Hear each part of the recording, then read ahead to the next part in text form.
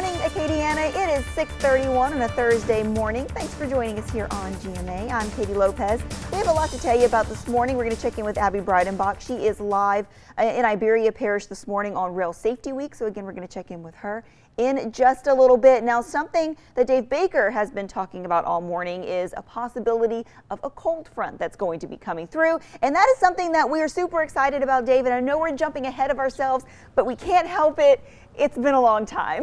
It has. You know, we got a couple of things, not just talking about a cold front that's going to be coming in next week, but also the fact that we have no named tropical systems to talk about either. In fact, the National Hurricane Center isn't watching anything interesting out in the Atlantic Basin for the first time in so many weeks. But right now, we've got some cloud cover out here.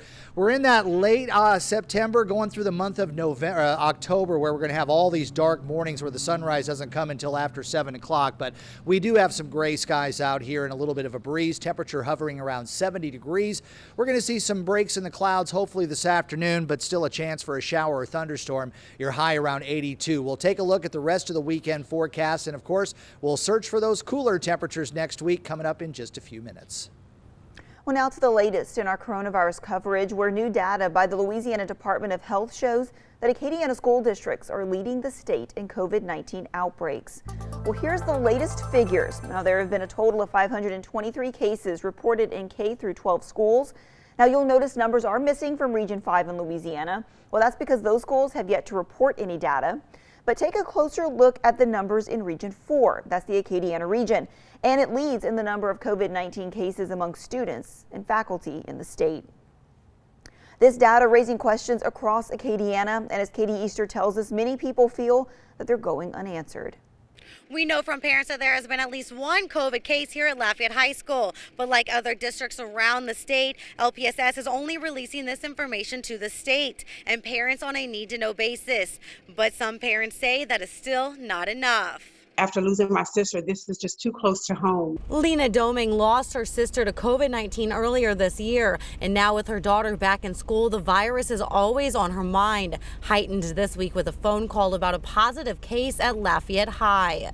The student was taken out of the school and received medical attention, and all the kids that were in contact with that student received the same. They were protocol was taken and they were treated and they would be on quarantine for 14 days. But Domain says she wants more information the school system isn't providing. I mean, we don't need to know children's names or anything like that, but we do want answers, transparency, like why, how many cases per school.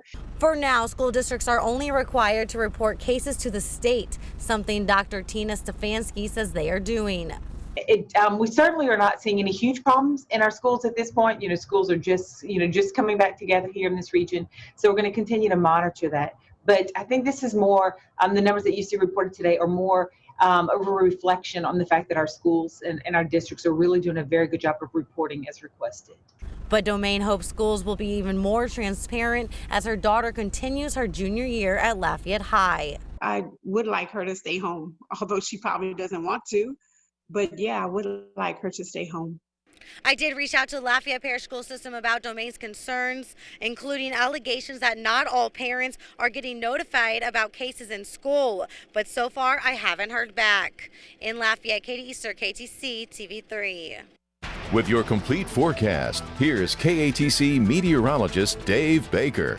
Well, skies across Acadiana are mostly cloudy. Temperature at 70, the dew point at 67, and that humidity at 90%. Winds are currently out of the west at 9 miles per hour. Pressure steady, and the visibility is running at about 10 miles. 68 degrees in Marksville, 66 in Alexandria, 67 the current temperature over in DeRidder. Back here in Acadiana, 67 in Ville Platte, 67 in Eunice, and 68 degrees to start your morning in Opelousas. Well, we're going to see cloud cover for most of the day today. Temperatures should be able to reach the upper 70s, and I think a few locations should reach 80 degrees as long as we catch a couple of peaks of sunshine. Not a big change in the forecast for today and tomorrow, with the exception of what's left of Beta getting out of the way. We've got a little ripple here, northern Minnesota into the Great Lakes, a little deeper trough that's going to try to get started here in the Pacific Northwest, and another one that's even farther off toward the west that will hopefully bring us some bigger changes down the road and eventually give us a taste of some fall-like weather. In the meantime, the heavier rains are staying over around Jackson, and then we've got wraps around through Meridian and then on down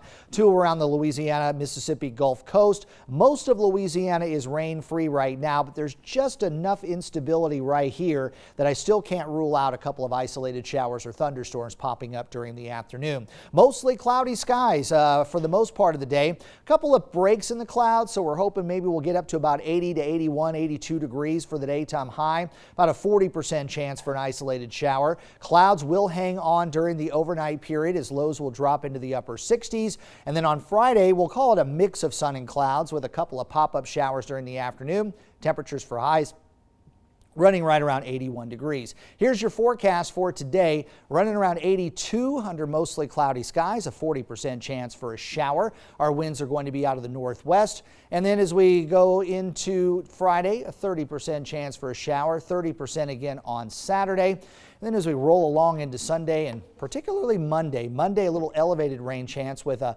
cold front coming through. Not going to cool down immediately, but some of those cooler temperatures are destined for South Louisiana on Thursday, Friday, and Saturday. Well, 15 years ago today, Hurricane Rita slammed into the Cameron Parish coast as a Category 3 hurricane with winds of 115 miles per hour. A similar track to the more recent Hurricane Laura, Rita produced a storm surge of 18 feet, surpassing the levels produced by Hurricane Audrey in 1957. Towns like Cameron and Holly Beach were literally wiped off the map, completely changing the landscape of South Louisiana. Storm surge flooding inundated the coast as far east as Mississippi and Alabama. Several areas, including Erath, Delcombe, Avery Island, and Sycamore Point, saw record water levels. Wind damage and flooding raged through Lake Charles and much of eastern Texas and western Louisiana. At one time, Rita was a Cat 5 with winds at 180 miles per hour, and it's still considered the strongest hurricane by means of air pressure ever to move over the Gulf of Mexico. 120 people died, most of those evacuating in Texas. Damage caused by Rita is estimated to be over $18 billion. And that landfall sure was something. You're talking about not just the storm surge flooding right around the center of circulation, but even as far east as Gulf Shores, Alabama, the Florida Panhandle, we're seeing elevated water due to Hurricane Rita. And some of those flooding, some of the flooding that we saw in Vermilion and Iberia Parish, you're talking about almost 100 miles away from where the eye of the hurricane was, and we saw record flooding. You know, and Dave, and you talk about how and people rebuilding from Rita, and they almost kind of feel like people that you talk to now after Laura passed, they felt like they just got back on their feet, you know, 15 years later, and then now Laura. But, you know, as something that we've learned is people here in Louisiana are resilient. They help one another, and they will get through it. You are right.